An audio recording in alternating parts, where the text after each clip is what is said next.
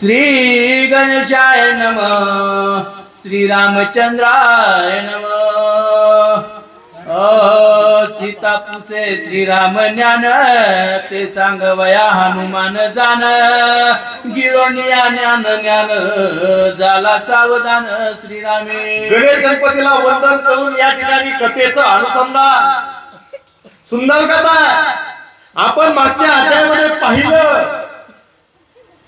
सीतेची आणि हनुमंताची भेट झालेली आहे, सीतेला आनंद झालेला आहे, पण सीतेला माहिती आहे जी राक्षस आहे ती मायावी आहे, त्यांच्याकडे माया आहे। या मायेमुळे ते रूप बदलून वेश बदलून आपल्याकडं येऊ शकतात अशी शंका सीतेमातेच्या मनामध्ये।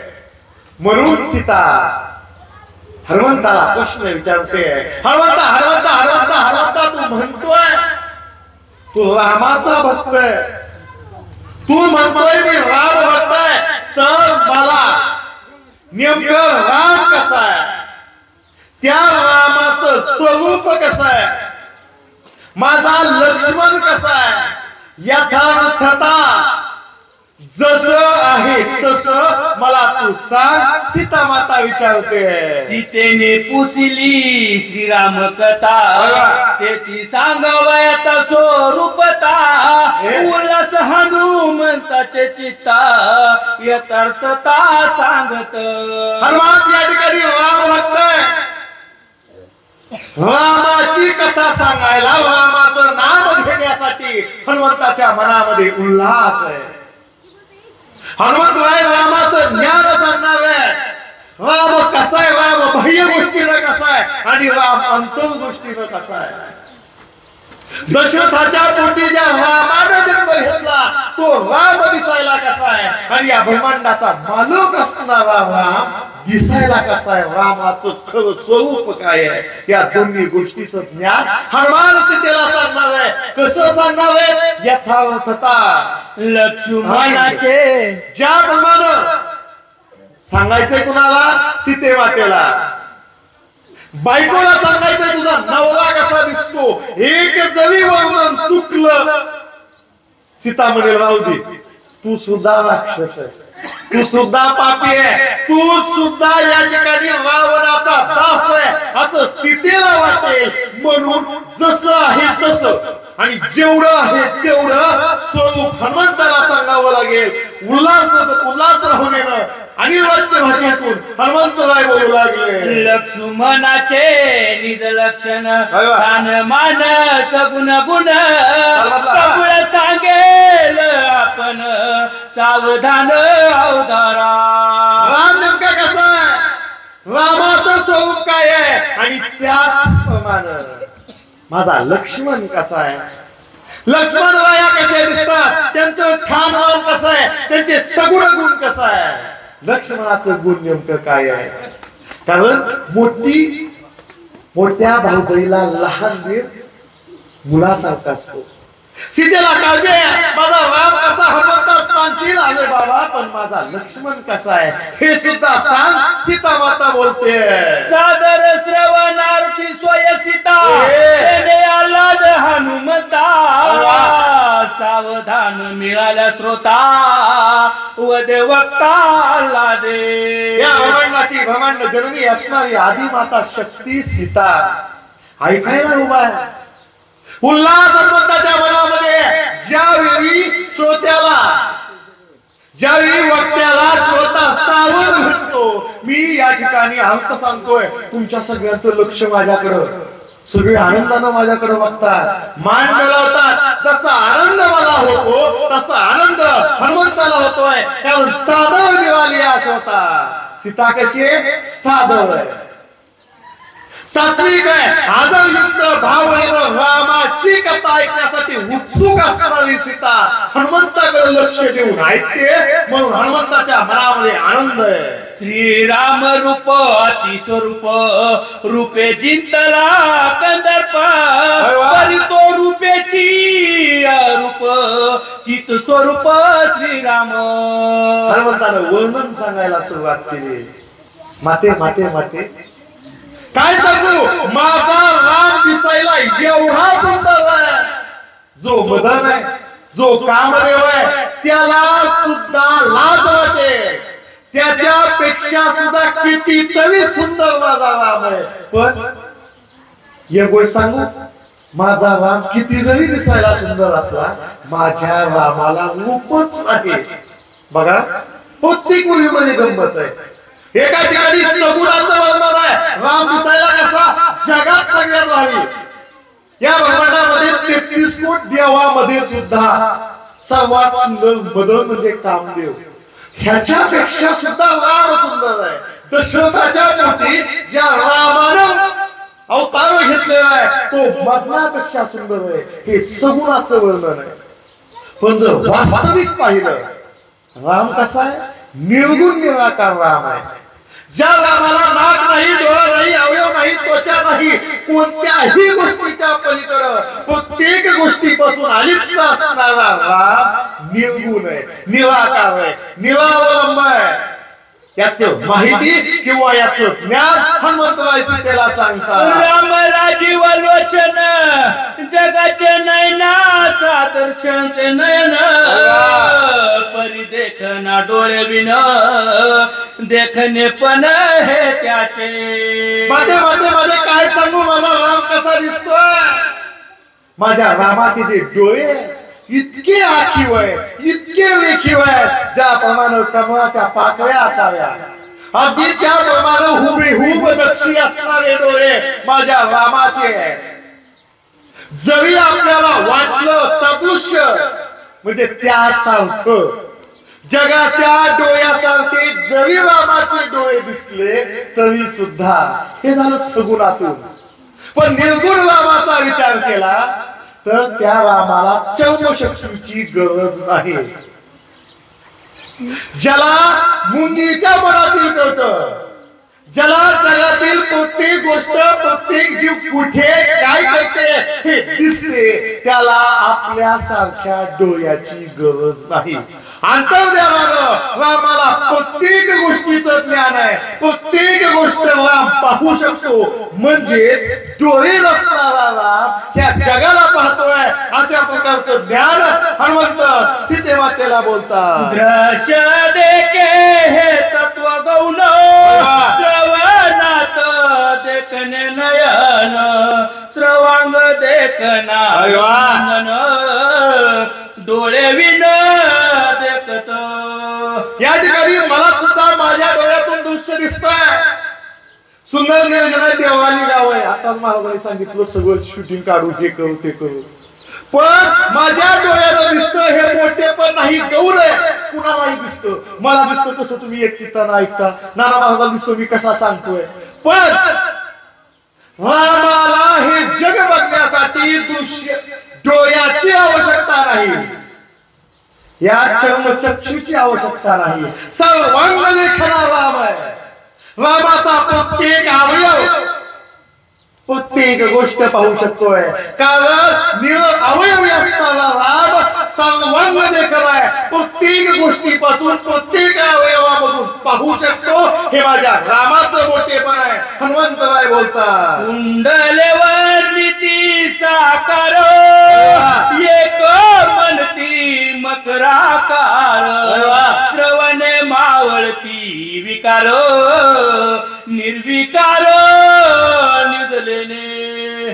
सीतेमाते सीतेमाते कोण म्हणतो, रामाने जे कानात घातलेलं आहे मकर आकार आहे. पांडुरंगाच्या कानामध्ये काय, माशाच्या आकाराचे अलंकार. कोण म्हणतं मकर आकार आहे म्हणजे माशासारखे दिसतात रामाचे कुंडल, कानात घातलेले अलंकार. कोण म्हणतं गोल आहे, गोल. कोण म्हणतं नाही, वेगवेगळे आकार सांगतात. पण तुम्हाला वर्म सांगू का वाटे, कानात काय घातलंय महत्वाचं नाही, माझ्या रामाने काय घातलंय महत्वाचं नाही, तर माझ्या रामातील जे कानातलं आहे ते निर्विकार दिसलेलं आहे. त्याला आकारच आहे, दिसताना सांगता येत नाही. जी गोष्ट दिसत नाही ती सांगायची कशी.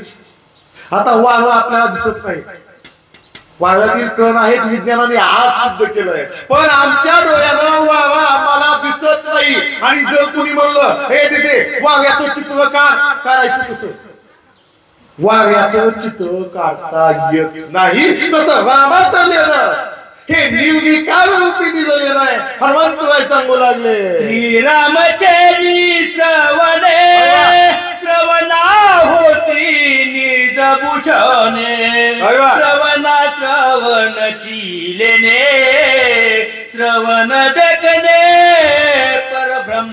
श्रवणाचे दोन अर्थ, श्रवण म्हणजे ऐकणं आणि दुसरं श्रवण म्हणजे कान. ह्या कानाचं लेणं आपल्याला वाटेल मोठं जुबं घातलं, मोठं सोनं घातलं, बाया घातल्या, लय अलंकार झाला, लय चांगलं दिसतंय. नाही, आपल्या कानाचा अलंकार कोणता आहे, आपल्या कानातील बीज लेणं कोणतं आहे, जेणेकरून देवाला सुद्धा आनंद होईल, तर ते लेणं राम नामाचं लेणं आहे. जो आपल्या कानाने रामाचं नाव ऐकतो, रामाची कथा ऐकतो, देवाच्या गोष्टी ऐकतो, ते त्याचं निज लेणं आहे, ते त्याचं खरं लेणं आहे, की जे लेणं त्याला मोक्षापर्यंत घेऊन जातं. अशा प्रकारचा माझा राम आहे. सीतेमाते काय सांगू, परमार्थाचे मुख्य पिक निरपेक्षातेची नासिक, तेने विनते निर्नासिक, कैचे सुख सापेक्षा. माते माते माते परमार्थाचं मुख्य पीक, मुख्य गोष्ट काय आहे, तर निरपेक्षता महत्वाची आहे. अपेक्षा ठेवणं चुकतंय. आम्ही देवदेव करतोय त्याच्यासाठी आमच्या मनामध्ये अपेक्षा आहे. देवाला जरी चाललं, देवबा खुशाल ठेव, विहिरीला पाणी लागू दे, वेगवेगळ्या भावना आमच्या मनामध्ये आहे. परंतु हनुमंतराय सीतेला सांगतात, सीतेमाते सीतेमाते परमार्थाचं मुख्य तेज काय आहे, मुख्य गोष्ट काय आहे, मुख्य वर्म काय आहे, तर ते वर्म म्हणजे निरपेक्षता आहे. परंतु आमच्या मनामध्ये मात्र सापेक्षता आहे, आणि ज्याच्या मनामध्ये सापेक्षता आहे त्याला परमार्थाचं गुह्य कधीही करू शकत नाही. हनुमंतराय बोलू लागले, श्रीरामाची नासिक स्थिती, प्राण्या प्राणे नित्य विश्रांती, श्रीराम जाणे प्राण गती, गतीची विश्रांती श्रीराम. सीतेमाते सीतेमाते जे माझ्या रामाचं नासिक आहे, आमच्या नाकातून फक्त आम्ही श्वास घेतो, आतमध्ये ठेवतो आणि सोडतो. कुंभक वेचक आणि पूरक आमचा चालू आहे. 21,600 वेळा अजबाचं पावचा चालू आहे. पण प्राणी प्राणी नित्य विश्रांती, जे माझ्या रामाचं नासिक आहे, नाक जे माझ्या रामाचं आहे, या नाकामध्ये प्रत्येक प्राण्याची विश्रांती. ज्या ठिकाणी प्रत्येक जीव उगम पावतोय, जन्म घेतोय, मोठा होतोय, मरण पावतोय, ही प्रत्येक गोष्ट ज्या ठिकाणी विसावते, असं माझ्या रामाचं नासिक आहे. हनुमंतराय बोलतात, श्रीरामाचा मुखमय नित्यानंदे निष्कळंक, ब्रह्मादी देवा सुखदायक, जीव शिव सुख श्रीरामे. मध्ये मध्ये मध्ये काय सांगू, एवढ्या वेळ भागवत नाही. जो माझा राम आहे निष्कलंक आहे. खूप राजे होऊन गेले, रामाच्या आधी पण खूप होते, रामाच्या नंतर पण कित्येक राजे झाले, पण आज सुद्धा राम नाम जिवंत आहे, राम जिवंत आहे, कारण राम निष्कलंक आहे. कुणीही रामाकडे बोट दाखवू शकत नाही. आम्ही म्हणतो सूर्य किती चांगला आहे, सूर्यावर सुद्धा राग आहे. पसायदान आपल्या सर्वांचं पाठ आहे. चंद्रने जे आलांचन, मार्तंड जे तापहीन, ते सर्वही सदा सज्जन सोय रे होतो. जे साधू संत कशी असावेत हे या ठिकाणी ज्ञानोबाबांनी आम्हाला सांगितलेलं आहे. अगदी त्याच प्रमाणे आमच्या रामाचा जो चेहरा आहे अतिशय सुंदर आहे, निष्कलंक, निरागस. एखादं लहान बाळ हसत असावं, मनामध्ये एकही वाईट भावना त्या लहान बाळाच्या मनामध्ये नसते. जसा आम्हाला आनंद होतो तसा आनंद रामाचा निष्कलंक चेहरा पाहिल्यामुळे ब्रह्मदेव असेल, महादेव असेल, नाहीतर इतर 33 कोटी देव असतील, सर्वांना रामाच्या चेहऱ्यामुळे आनंद होतोय. एवढा माझा राम सुंदर आहे. हनुमंतराय सांगता जीव शिव ते दोन्ही अगर श्रीराम अद्री झाले सदर मिळणी मिळाले एकाकार शिव सुख साचार श्रीराम. काय सांगू माते, माझ्या रामाचं जे ओठ आहे, अध्यायाचंच नाव आहे किंवा या सुरुवातीच्या भव्याचंच नाव आहे श्रीराम स्वरूप वर्णन. रामाचं कान बघितलं, रामाचं कान बघितलं, रामाचा चेहरा बघितला, रामाच्या ओठापर्यंत आलोत आपण. काय सांगू माते, रामाचे जे ओठ आहे जीव आणि शिव आहे. मिळाले मिळले एकाकार. ज्याप्रमाणे ह्या जीवाला त्या शिवाकडे जाण्याची इच्छा असते, परमार्थ करायचाच कशासाठी? योगधारणा असेल, नामस्मरण असेल, अजून कोणतीही गोष्ट करायची कशासाठी? तर माझ्या अंतःकरणामध्ये किंवा माझ्या या जड देहामध्ये असणारा जो जीवात्मा आहे, तो जीवात्म्या त्या परमात्म्याशी शिवात्म्याशी मिळवणं म्हणजे योग आहे, म्हणजे परमार्थ आहे. या ठिकाणी सीते मातेला हनुमंतराय बोलू लागलेले आहेत, जीवाला शिवाकडे जायची इच्छा आहे. हे दोघं ज्यावेळी एकत्र येतील, ज्यावेळी माझ्यामधील जीवात्मा आणि त्या परमेश्वरामधील शिवतत्व शिवात्मा किंवा परमात्मा ज्यावेळी एक होईल, मी सुद्धा देव झाल्याशिवाय राहणार नाही, मी सुद्धा परमेश्वर झाल्याशिवाय राहणार नाही, मी सुद्धा सर्व शक्तिमान झाल्याशिवाय राहणार नाही. आणि अशी अवस्था रामाच्या ओठांची हनुमंतराय बोलू लागले. श्रीराम मुखी दंत पंक्ती जेवी आकारा माझी श्रुती श्रुती स्मृती सी निज विश्रांती श्रीराम मूर्ती मुखचंद्र. हे माते माते माते, माझ्या रामाचं दात एवढं सुंदर आहे, ज्याप्रमाणे श्रुती असाव्या, 8 पुराण असावीत, वेद असावेत, अगदी तसे सुंदर ओंकारा माझी श्रुती. ज्याप्रमाणे ओंकार सृष्ट आहे, उ आणि म, ज्या ओंकारापासून या ब्रह्मांडाची उत्पत्ती झालेली आहे, त्या ओंकारामध्ये ज्या श्रुत्या, त्या श्रुत्या माझ्या रामाच्या दंतभक्तीमध्ये बसलेल्या आहेत. एवढा माझा राम सुंदर आहे, एवढं माझ्या रामाचं अवयव सुंदर आहे, एवढे माझ्या रामाचे दात सुंदर आहेत, सगुण आणि निर्गुण असं दोन्ही वर्णन हनुमंतराय सांगतात. श्रीरामाचे निज निडळी सच्चिदानंद हे त्रिवळी त्याचे ललाट भाग्य समेली लोकी सकळी नांदीजे. रामाचं कपाळ हनुमंतराय सांगू लागलेले आहेत. आमचं कपाळ बघा आट्या पडलेले आहेत, टेन्शन आहे, कुणाला बीपी आहे, कुणाला शुगर आहे, कुणाला एन्झायटी झाली, कोण डिप्रेशन मध्ये गेलाय, सुख राहिलं नाही.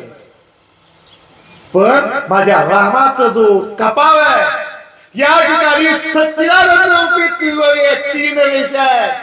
बाळकाईनं बघितलं, आपल्या कपाळावर 3 मुख्य रेषा असतात, तसं रामाच्या कपाळावर सच्चिदानंद रूपी सत, कारण परमेश्वर कसा आहे, सच्चिदानंद रूप आहे. सत म्हणजे शाश्वत, चित म्हणजे चिरकाल, आणि आनंद म्हणजे आनंद रूप असणारा परमात्मा आहे. आणि हा परमात्मा माझ्या रामाच्या मस्तकी सच्चिदानंद रूपी त्रिवेणीमध्ये समाविष्ट झालेला आहे, तसा बसलेला आहे. जेणेकरून शेवटची 2 कडवी वाचा, आत्ताच्या वेळेची 2च होई वाचा. श्रीरामाचे निज निडळी सच्चिदानंद हे त्रिवळी त्याचे ललाट भाग्य समेली लोकी सकळी नादी. आणि त्या रामाच्या कपाळाच्या भाग्यामुळे तुम्ही आम्ही लोक आनंदानं नांदतोय. तुम्ही आम्ही त्या रामाच्या कपाळातील भाग्यामुळे आज जिवंत आहोत. मी तुमच्या समोर बोलतोय, तुम्ही माझ्या समोर ऐकतात, कारण रामाची कृपा आहे आमच्यामध्ये. अजून सुद्धा राम जिवंत आहे. आम्ही म्हणतो बघा, राम गेला की जीव गेला, तसं या ठिकाणी राम जिवंत आहे. यामुळे प्रत्येक गोष्ट होऊ शकते. हनुमंतराय सांगतात, प्रेम केशर समेळा टिळक रेखिला पिवळा निर्धार अक्षता निडळा राम प्रेमळ पर्यंता. माते माते माते माझा राम प्रेमळ मयाळ भक्त वत्सल आहे, दीनदयाळ आहे. माझ्या रामाच्या मस्तकी प्रेमाचा चंदनाचा, प्रेमरूपी चंदनाचा लेप लावलेला आहे. आम्ही लावतो बघा, सण असला साखरपुडा करताना मस्तपैकी कुंकू घ्यायचं, ओलं करायचं, गंध लावायचा आणि अक्षता चिटकवायच्या, खूप छान दिसत. तसं माझ्या रामाच्या मस्तकावर जो गंध लिहिलेला आहे, कुंकू लिहिलेला आहे, ते कुंकू प्रेमयुक्त चंदनाचं आहे. आणि त्याच्यावर अक्षता लावलेल्या आहेत ना, त्या अक्षरा माते निर्धार रूपी अक्षरा आहे. कारण ज्याच्यामध्ये निर्धार नाही तो परमेश्वरापर्यंत जाऊ शकत नाही. मी सहज सांगतो, लहान मुलगा ध्रुव, उत्तानपाद नावाचा मुलगा ध्रुव, दोन बायका, दुसऱ्या बायकोने बघितलं आपल्या मालकाने दुसरीचा मुलगा मांडीवर घेतलाय, रागाला तशीच गेली, ध्रुवाला खाली म्हटलं आणि आपल्या मुलाला त्या ठिकाणी ठेवलं. लहान ध्रुव आहे, 4-5 वर्षाचा ध्रुव आहे. आपल्या वडिलाच्या खाली मांडीवर उतरवलं, रडत आईकडे गेला. आई आई आई काय सांगू, मला माझ्या दुसऱ्या आईनं वडिलाच्या मांडीवर खाली उतरवलं. ध्रुव रडतोय, ध्रुवाच्या डोळ्यामध्ये टपटप टपटप टपटप अश्रू जात आहे. आईनं सांगितलं, तुला मला म्हणायचं नाही, मनामध्ये निर्धार करायचा असतो. किती दिवस वडिलाच्या मांडीवर बच्ची, आता 5-6 वर्षाचा आहे, अजून वर्ष बच्चील, 2 वर्ष बच्चील, 4 वर्ष बच्चील, 10 वर्ष बच्चील. एक ना एक दिवस वडिलाच्या मांडीवर खाली उतरावं लागेल. म्हणजे ध्रुवा, जी गोष्ट शाश्वत नाही त्या गोष्टीसाठी रडतोय कशासाठी? ह्याच्यासाठी रडायचं, ह्या ठिकाणी जायचं जिथून तुला कुणीही खाली ओढू शकणार नाही. आता मी आज सांगतो, थोड्या वेळाने माझा नावाचा नंबर लागला, पुन्हा दुसरं कोणतरी वाचक बदल, जागा आमची स्थिर नाही, कारण आमच्या मनामध्ये निर्धार नाही. दोघांना निर्धार केला, आई ठरवलं अशा ठिकाणी जाईल जिथून मला कुणीही खाली ठेवू शकणार नाही, कुणीही खाली उतरवू शकणार नाही. लहानगा ध्रुव मनामध्ये निर्धार केला, देवाच्या तपश्चर्याला लागला, सप्तऋषीचा आशीर्वाद घेतला, त्यांच्याकडे ध्यान केली आणि परमेश्वराला प्राप्त करून देवाला मागितलं, देवा मला आढळ पद पाहिजे. कशामुळे प्राप्त झालं? निर्धार. आणि या निर्धार परमार्थामध्ये असणं गरजेचं आहे, जेणेकरून आम्ही रामापर्यंत जाऊ, जेणेकरून आम्ही परमेश्वरापर्यंत प्राप्त होऊ. हनुमंतराय सांगतात, मृगावरी निर्लोभेसी काढिले सोह मृग नाभिसी तेही अर्पिले श्रीरामासी निजंदासी चर्चोनी. सीतेमध्ये काय सांगू, आमच्या रामाच्या अंगाला जे लावलेलं चंदन आहे, ते चंदन कसं आहे, जो अहम नावाचा मुलगा आहे, मी किती जरी झालं तरी आमच्यातील मीपणा जात नाही. हे माझे जोडीदार, हे आमचे शब्द पाहिजे, ही माझी मुलगी, ही माझी बायको. आमच्या मनामध्ये मीपणा आहे, आमच्या मनामध्ये अहमपणा आहे. अरे पण करता आणि कविता मी नाही, करता आणि कविता रामचंद्र आहे, याचं ज्ञान आम्हाला शिल्लक राहत नाही. म्हणजे माझ्या मनामधील अहमपणा जाणं गरजेचं आहे. पण अहमपणा जातो कसा? तर अहम नावाचा जो मूग आहे, अहम नावाचं जे हरिण आहे, ज्याप्रमाणे कस्तुरी मृगाचा सुगंध सुटतो, अगदी तसं आपल्याला माहिती आहे कस्तुरी नावाच्या मृगाच्या बेंबीमध्ये एक सुगंधी कुपी ठेवलेली असते. त्या कुपीचा लाखावर भावाय महाराज सोनं सुद्धा फिकं पडेल, लय महाग आहे कस्तुरी. जी भावीतलं सेंट असतात 10-20,000 40,000च्या पुढचं, त्या 2-4 सेंट टाकतात तिकडे. इतकी महागाची गोष्ट असणारी कस्तुरी कुठं असते? हरणाच्या बेंबीमध्ये. त्यासाठी हरिण मारावं लागतं. तस परमेश्वराकडे जायचं म्हटलं काय करावं लागतं?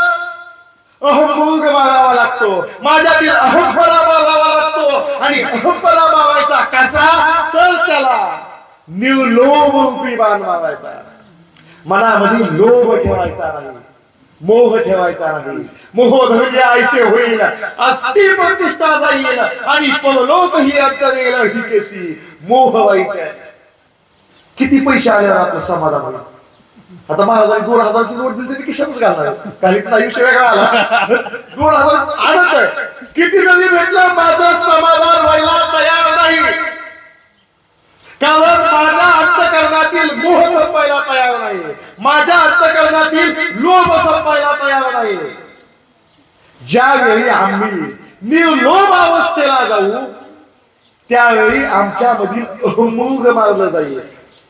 आणि असं अहम नावाचा जो मूग आहे त्याला मारून, कसं मारून? निर्लोभाचा बाण मारून. त्याच्यामध्ये जी सोहमरूपी कस्तुरी आहे, परमात्मरूपी कस्तुरी आहे, शिवस्वरूप कस्तुरी आहे, ती माझ्या रामानं सर्वांगाला लावलेली आहे. माझ्या रामाचा सुवास सुटलेला आहे. माते रामाचं वर्णन हनुमंतराय सांगतात. जानवी जानवी वांचून साधिले निज दर चंदन, त्याचाही सुगंध काढून उद्भवतन श्रीरामा जय श्रीराम. आणि मध्ये मध्ये एवढ्यावर भागवत किती रामाचं वर्णन केलेलं.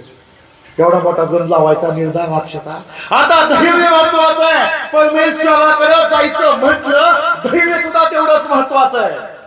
आणि ते दोन जानवी जानवी वांचून साधिले निज धैर्य चंदन, त्याचाही सुगंध काढून उद्ववर्तन श्रीरामा जय श्रीराम. माते माते माते दैवरूपी जन्नत जन्मी जन्मी वंचून. मला सांगा परमेश्वराकडे जायचं म्हटलं गावात बसून होतं वाटतं काय? नाही. शहानाथ महाराजांनी काय केलं? रावजी महाराजांनी काय केलं? नगर महाराजाकडे गेलं, तिथं साधना केली. आणि ज्यावेळी प्रत्येक गोष्टीचं ज्ञान झालं त्यावेळी आपल्या लोकांचा उद्धार करण्यासाठी आपल्याकडे आला. कमीत कमी 12 वर्ष म्हणजे एक परमेश्वराची साधना केल्याशिवाय आम्हाला परमात्म्याचं दर्शन होत नाही. त्याच्याशिवाय आम्हाला अष्टमा सिद्धीची प्राप्ती होत नाही. काय करावं लागतं? 12 वर्ष अखंड ब्रह्मचर्याचं पालन करून आम्हाला परमेश्वराची प्राप्ती करावी लागते, साधना करावी लागते, परमेश्वराचं नाम घ्यावं लागतं. जो मंत्र आपल्याला गुरुमध्ये दिलेला आहे त्याचा जप करावा लागतो. तसं या ठिकाणी जनारी विजनावी वंचून चंदन काढलेलं आहे. ज्याप्रमाणे मन थोडी नवनीता तैसे घे अनंता वाया व्यक्त कटा. म्हणजेच थोडक्यामध्ये जनारी विजन यांना विवंचून जे चंदन काढलेलं आहे त्याचं उद्वेपन रामाला केलेलं आहे. हनुमंतराय सांगतात विद्या अविद्या शक्ती पडळा, तेजोनी काढिले मुक्ता फळा, तेच श्रीरामाचे गळा, मुक्त माळा शोभत जय श्रीराम. रामाच्या गळ्यामध्ये असणारे अलंकार आहेत मुक्ता फळ.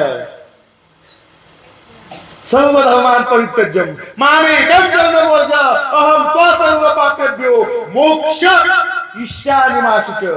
म्हणजेच हनुमंतराय सीते मातेला सांगतात, माते माते माते ज्याप्रमाणे मोक्ष मिळवण्यासाठी मनुष्याला मुक्त व्हावं लागतं, मोकळं व्हावं लागतं.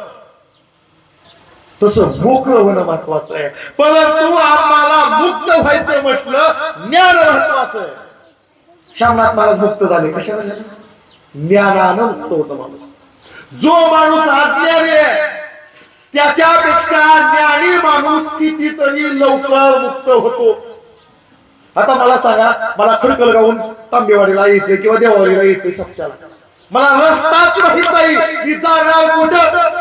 बार्शीकडे जायचं, मांडेगावकडे जायचं, पिंपळगावकडे जायचं का अजून कुठं जायचं? म्हणजे मला वाट माहित असावी लागते, माझ्या मनामध्ये ज्ञान असावं लागतं. त्याच्याशिवाय मी देवापर्यंत पोहोचत नाही. म्हणूनच पहिल्या ओळीमध्ये म्हटलेलं आहे, घेऊन या ज्ञानात ज्ञान.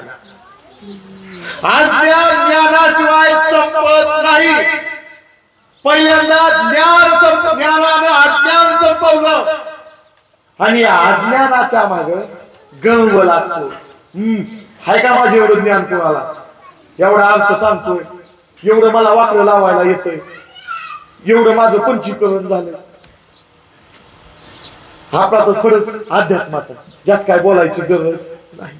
गर्व माहित आहे आणि हा गर्व येऊ नये म्हणून अज्ञान ज्ञानानं संपवल्यानंतर ज्ञान सुद्धा संपवणं गरजेचं आहे. आणि जो मनुष्य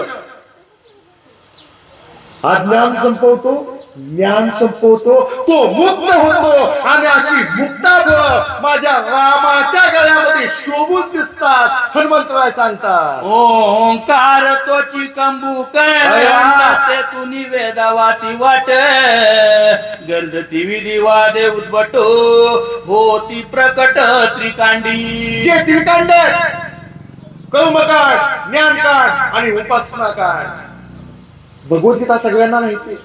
अखंड हरिनाम सप्ताह, बहुतेक सप्ताहामध्ये ज्ञानेश्वरी हाच ग्रंथ प्रमाण म्हटला जातो, त्याच पारायण चालतं. कारण का?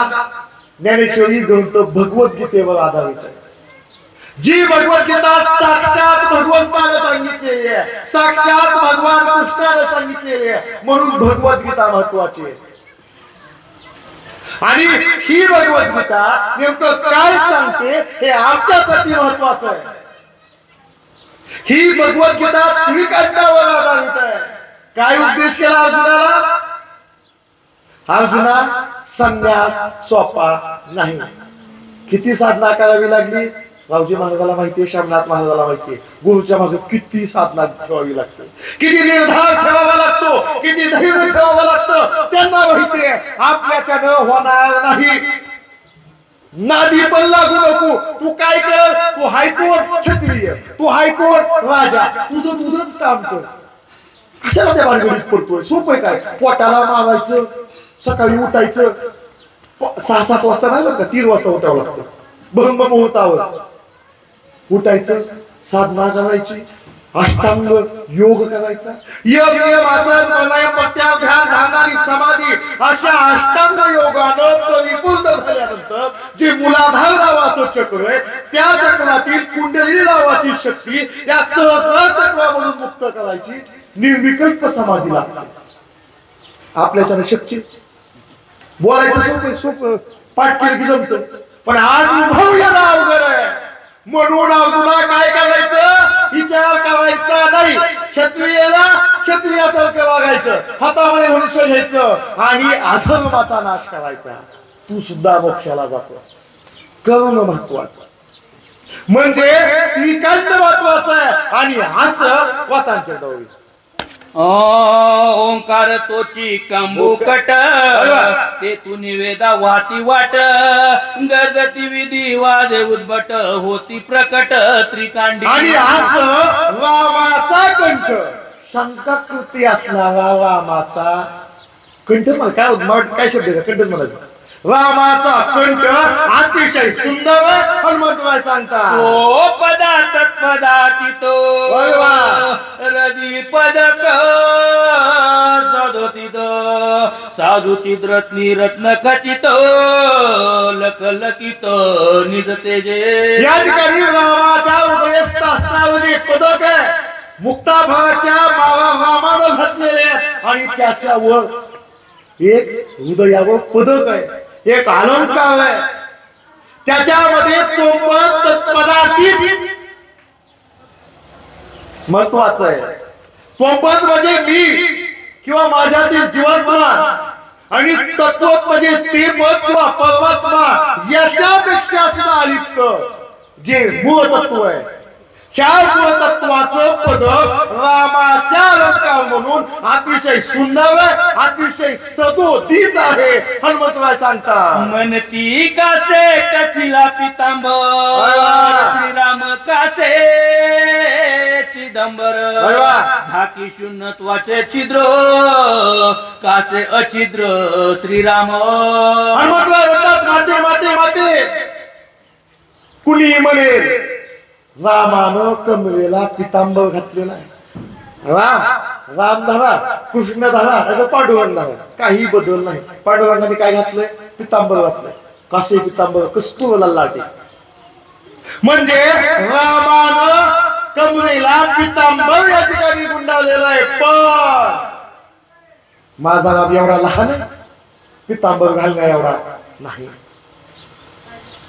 निर्विकार असणारा माझा राम आहे, सर्व शक्तिशाली असणारा माझा राम आहे, सगळ्या जगामध्ये मोठा असणारा माझा राम आहे. किती पितांबर लागलं, किती जरी घातलं तरी पोहोचणार नाही. माझ्या रामाला जे पितांबर घातलेलं आहे माते मूळ तत्वाचं सांगतोय, निर्गुण रामाचं सांगतोय. जे माझ्या निर्गुण रामाला घातलेलं पितांबर आहे ते चिदंबर रूपी पितांबर आहे, आकाशाचं पितांबर केलेलं आहे. जे पितांबर शून्यत्वाचं छिद्र झाकू शकतं. पंचम शून्य, पंचमहाभूत, प्रत्येक महाभूत दुसऱ्या महाभूताला संपवतं.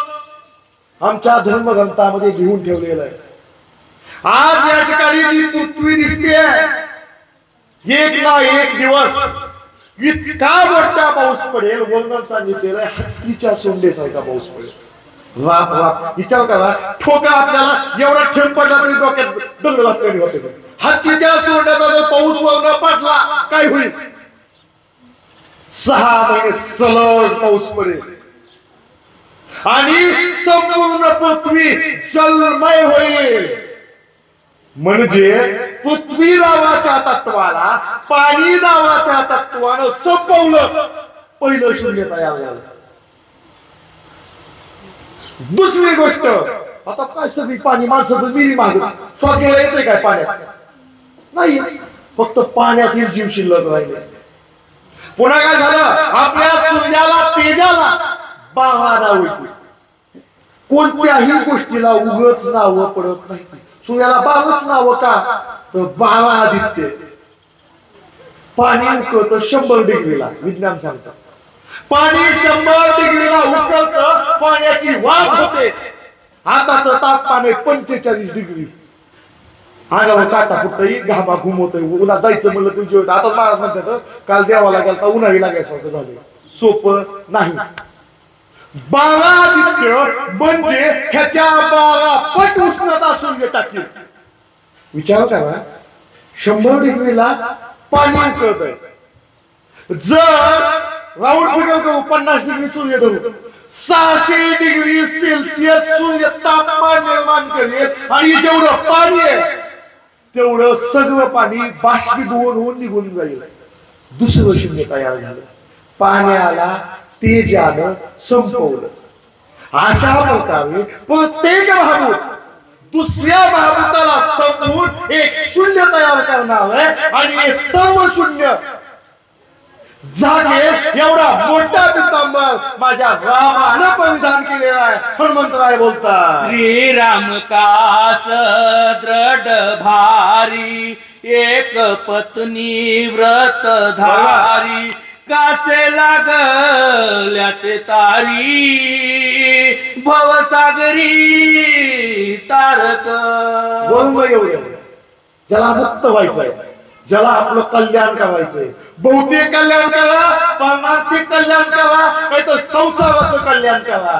एकच गोष्ट आपलं कल्याण करू शकतो, रामाची कास, रामाचं जी कमर आहे दूर आहे, असं धरायचं देवाला, सुटायलाच नाही पाहिजे. जर आम्ही दृढ भावनेनं रामाच्या कासेला धरलं तर आम्ही या भवसागरातून मुक्त झाल्याशिवाय वाहणार नाही. हनुमंतराय बोलतात, श्रीराम आकळे सगळा, भक्त भावार्थ कटी मेखळा, शूद्र घंटिका ज्वाळ माळा, झालिया चकळा रिद्धी सिद्धी. रामाची कमर राखण्यासाठी कवडोरा लावलेला आहे. पहिली माणसं सुद्धा घालायची बंद पडलं मला. या ठिकाणी रामाचा जो कवडुरा, या कवडुऱ्याला ज्या शूद्र घंटिका आहे, घुंगळ, जी घुंगळ आहे ती महासिद्ध आहे. 8 महासिद्ध्या सांगितलेले. जर एकनाथ भागवताचा विचार केला तो 25, 26, 18 लक्षात नाही माझ्या. महासिद्ध्या वेगळ्या, शूद्र सिद्ध्या वेगळ्या, बऱ्याच लांब जात्या त्या. आणिमा, लघिमा, इशिता, वशिता, प्राकाम्य आणि प्राप्ती अशा 8 महासिद्ध्या आहेत. 8 महासिद्ध्या आहेत. 8 म्हणून लोक 8 महासिद्ध्या आहेत. आपल्याला माहितीये हनुमंतराय मोठे उप करायचे, लहान करायचे, कसं सिद्ध्या वापरायचे. आणिमा, महिमा, लघिमा, इशिता, वशिता, प्रत्येक गोष्टीची प्राप्ती, प्राकाम्य. म्हणजे ह्या ज्या शूद्र सिद्ध्या आहेत, ह्या ज्या 8 महासिद्ध्या आहेत, त्या शूद्र घटिकासारख्या, घुंगरासारख्या रामाच्या करदोड्याला या ठिकाणी लागलेल्या आहेत. ज्याला वाटतं विमुक्त व्हावं त्यांनी रामाची कास सोडायची नाही. ग्रंथ करते सांगतात, सूक्ष्म मध्याची रचना, अभिमान होता पंचानना, देखोनी श्रीराम मध्य रचना, लाजोनी वना तो गेला. चाल बदला समजा चाललाय. नाही खाली पडायचं नाही. वरच्या चाली वेगळं काढलं तुम्ही. चालेल काढा वेगळ्या, वरची कोणती पण घ्या. सूक्ष्म मध्याची रचना, अभिमान होता पंचानना, देखोनी श्रीराम मध्य रचना, लाजोनी वना तो गेला. 3 देव, ब्रह्मा, विष्णू आणि महेश. ब्रह्मदेवाचं काम काय? प्रत्येक जीवाला निर्माण करण्याचं कार्य ब्रह्मदेवाचं, सांभाळणं कार्य विष्णूचं आणि संहार करणं काम महादेवाचं. 3 देव आहेत, त्यांच्यामध्ये भेद नाही. म्हणजे ब्रह्मदेव म्हणजे पंचानन. पंचाननाचे 2 अर्थ आहेत. पंचानन म्हणजे सिंह, आनंद म्हणजे तोंड किंवा मुख. ज्याला 5 तोंड आहेत त्याला पंचानन म्हणतात. ब्रह्मदेवाला वाटायचं माझ्या एवढं सुंदर कोणी नाही, कारण जगच मी तयार केले. नाना महाराजा पण मॅच तयार केलंय, मला पण तरीच तयार केलंय, ह्यांना पण तरीच तयार केलंय. म्हणजे ब्रह्मदेवाला अभिमान होता माझ्यासारखं कुणी नाही. पण ज्यावेळी विष्णूच्या मध्यापर्यंत आपल्या 3.5 हाताच्या देहाचा मध्य म्हणजे बिंबी, ब्रह्मदेव मध्याला गेला, बिंबीकडे गेला आणि तिथंच विसावला. आपल्याला कथा माहितीये. पुन्हा बिंबीतून कमळामधून बाहेर आला. म्हणजे अभिमान असणारा ब्रह्मदेव सुद्धा या रामाचं वर्णन ऐकून, रामाचं स्वरूप बघून मी तू परिसरला गेला आणि स्वतःतील अहंकारा संपला गेला.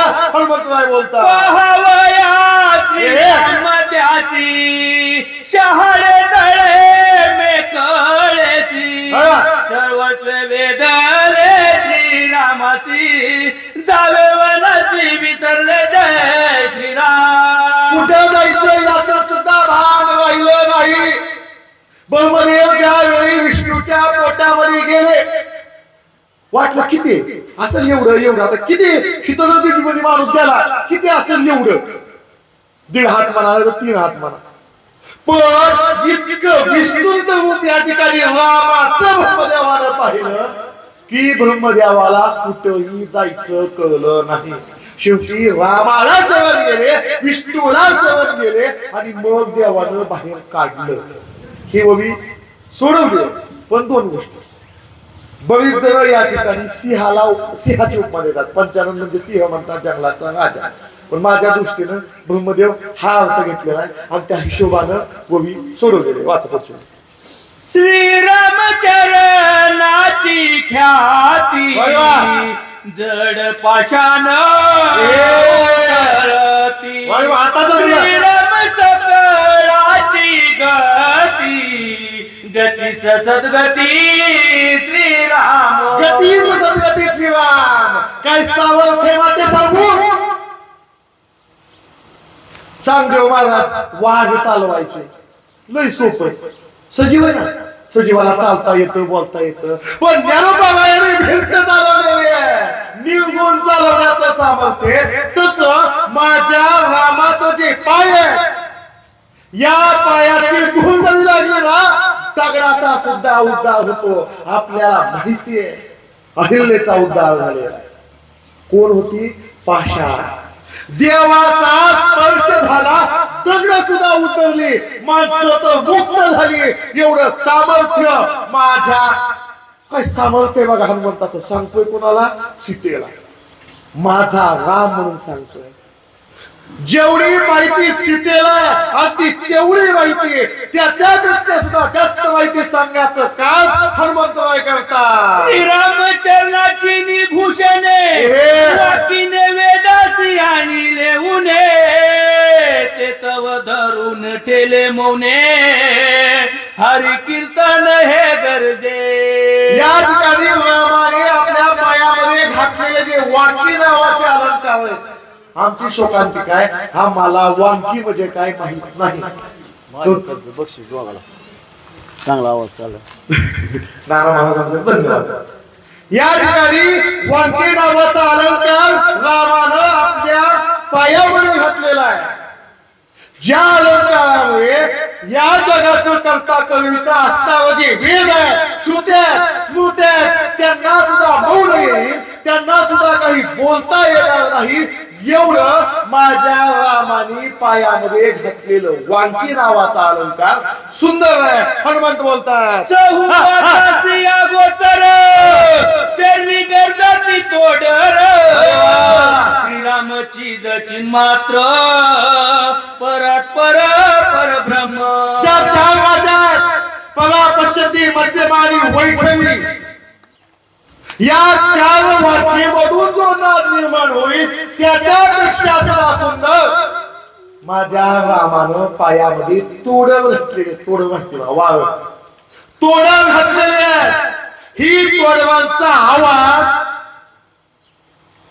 ज्या भाषेत जे आवाज आहेत त्या सर्वांना लाजवेल एवढं सुंदर आहे. पुन्हा पुन्हा रामाचं यथार्थता वर्णन हनुमंतराय आणि वाच्य नावाच्या भाषेतून सांगतात. लक्षिता श्रीरामाचे मन ठाण त्यासी ठेंगण दिसे गगन पाहता श्रीरामाचे मन पडिले मौन श्रुती शास्त्रा. राम तेवढा बघायचं झालं, आकाश सुद्धा ठेवणं वाटेल. अजून तरी म्हणजे सांगतो विज्ञानातलं, अजून तरी आकाश किती लांब आहे विज्ञानाला कळलेलं नाही. त्याच्या पुढं म्हणजे आकाश रामा पुढे ठेवणं वाटेल एवढा माझा राम मोठा आहे. आणि माझ्या रामाचं मन तेवढंच या ठिकाणी मोठं आहे, तेवढंच या ठिकाणी विस्तीर्ण आहे. हनुमंतराय सीतेला सांगू लागले. पाहता श्रीरामाचे गुण सगुणी दिसे निर्गुण राम नामे हरे त्रिगुण निज निर्गुण श्रीराम. जे त्रिगुण रज तम आणि सत्व, या तीनही गुणाची समाप्ती किंवा या तीनही गुणाच्या पलीकडं माझा राम आहे. पुन्हा पुन्हा रामाचं वर्णन आमचे हनुमंतराय सांगतात. लक्षिता श्रीराम लक्ष्मण जो लक्षी तोची ऐसा श्रीराम विचक्षण लक्ष लक्षण त्या नाही. माते एवढं सांगितलंय पण थोडक्यात किती जरी रामाचं वर्णन केलं कोणाला नाही लक्ष लक्षणच त्याला नाही. माझा राम दिसतच नाही. मी सांगणार काय काय म्हणून सांगणार कसा दिसतोय दिसतच नाही. ह्याच्यामुळे मी किती जरी बोललं तरी मात्र कमी आहे एवढ्यातच समजून घ्या. आणि तसाच लक्ष्मण सुद्धा आहे. श्रीराम मुखीची अक्षरे शराशरातीत परे सहभाग्य सेविती श्रवण द्वारे सर्वांगी शुभरे स्वानंद श्रीराम जय राम. आणि माते माते रामाच्या मुखामधून निघणारी जी अक्षर आहे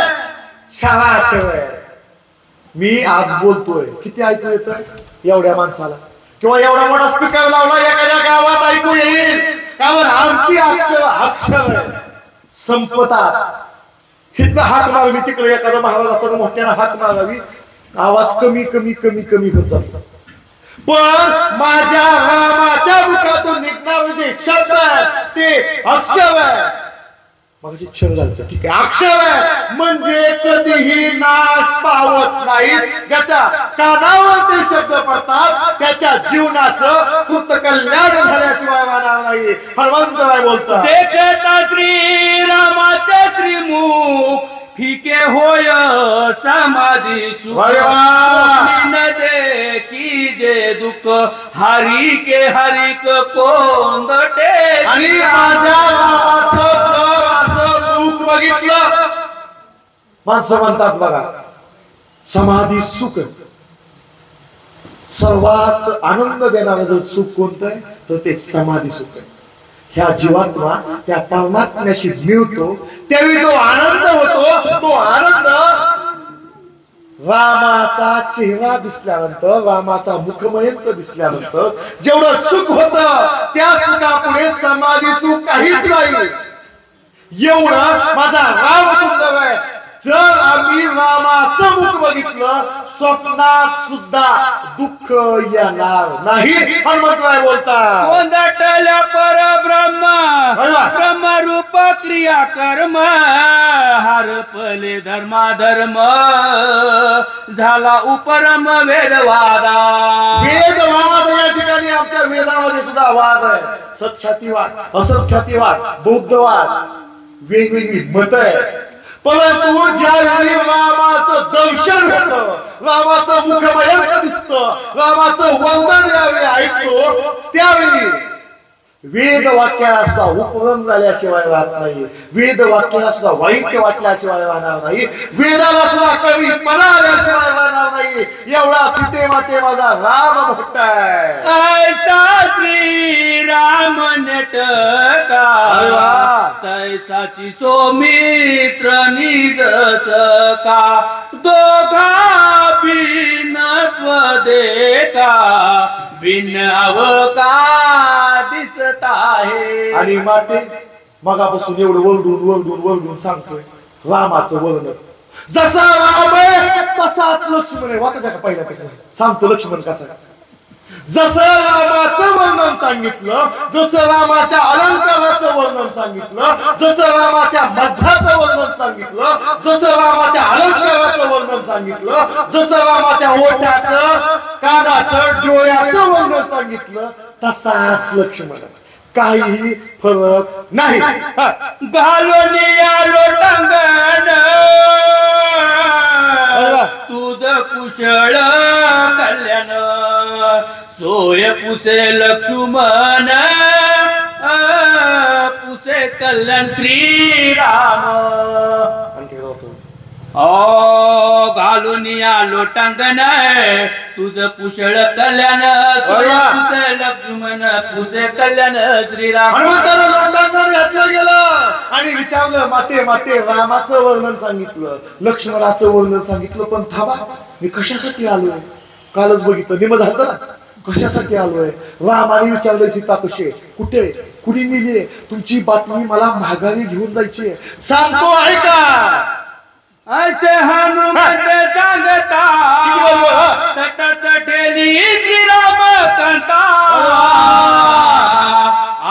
आपण विसरे सीता हनुमंताचे ने बोले हनुमंताचं बोलणं सीतेनं ऐकलं आणि टक बसली सीतेला.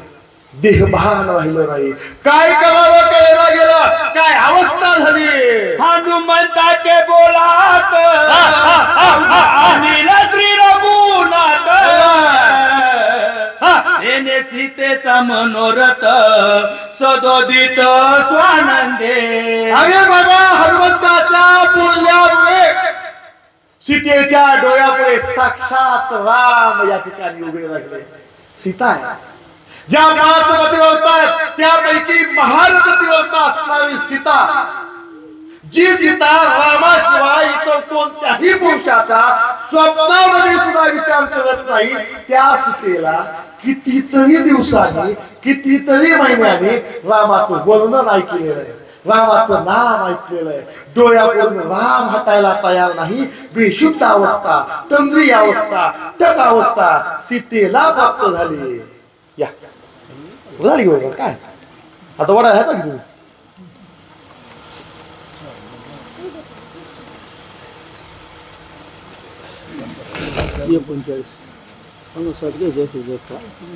घ्या आवाज बसला ते पण आमचं माणूस पण निमाचं ताण ठेवला आधी.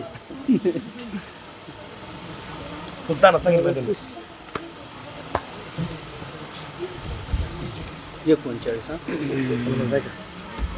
10 मिनिटांनी जाऊ.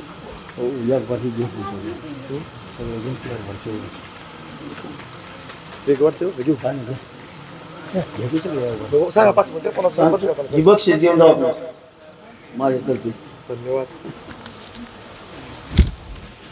मंदिराचं सोने गाव बरं का त्यात, मंदिराचं नाव शक्तीला म्हणलं की तुम्हाला आता घ्या की येतच.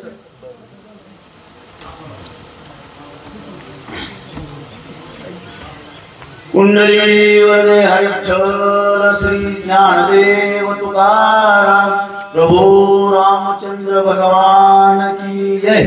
पवन पुत्र हनुमान की, सद्गुरु श्यामनाथ महाराज की जय. हनुमंताची बोलात अवघानीला रघुनाथ तेने सीतेचे मनोरथ सदोदित स्वानंदे. असो, प्रथम गणेश गणपतीला वंदन करून बसलेल्या साधू संस्कृतीला नमस्कार करून कथेचं अनुसंधान असणाऱ्या रामाच्या स्वरूपाचं वर्णन सुंदर अशा प्रकारचं आमच्या विवेक महाराजांनी केलं त्याबद्दल धन्यवाद. कारण अतिशय खोल असतात, आम्हाला काही सुटल्या असत्या कशा तरी अडचणी, पण ना वेळा होता म्हणून आम्ही फोन केला, तुम्ही आमच्या शब्दाला मान दिला, तुम्ही आलात याबद्दल गावकऱ्यातर्फे तुमचं धन्यवाद. असो, कथेचा अनुसंधान असा आहे की ज्यावेळेस रामाच्या स्वरूपाचं वर्णन हनुमंतरायांना सांगितलं गेलं त्यावेळेस असणारी सीता जी आहे तटस्थ झाली. असणारी सीता इकडं तिकडं पाहू लागली. सीतेला वाटू लागलं रामच आलाय की काय असा भास आणि सीतेला झालेला आहे.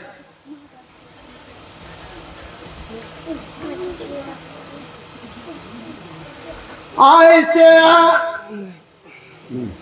हर्षण मायाच पोटी होत हर्षाची पोटी तेने हर्ष सीता गोरटी गाली मिठी हनुमंत. असणारी सीता माता सीते मातेनं ज्यावेळेस ऐकलं गेलं त्यावेळेस असणाऱ्या सीतेला अतिशय आनंद झाला गेला.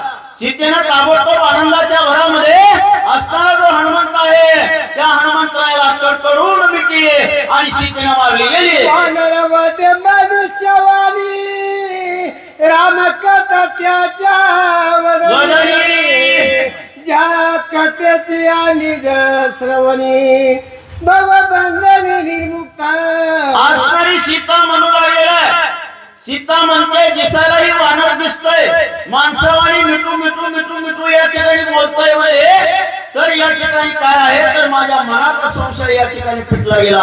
अतिशय आनंद आणि सीतेला वाटू लागला. ऐकून वानराच्या गोष्टी सत्य झाली रामाची भेटी निर्सोनिया दुःख कोटी उतरी सृष्टी सुखरूपा असणारी सीता माता म्हणू लागलेली आहे.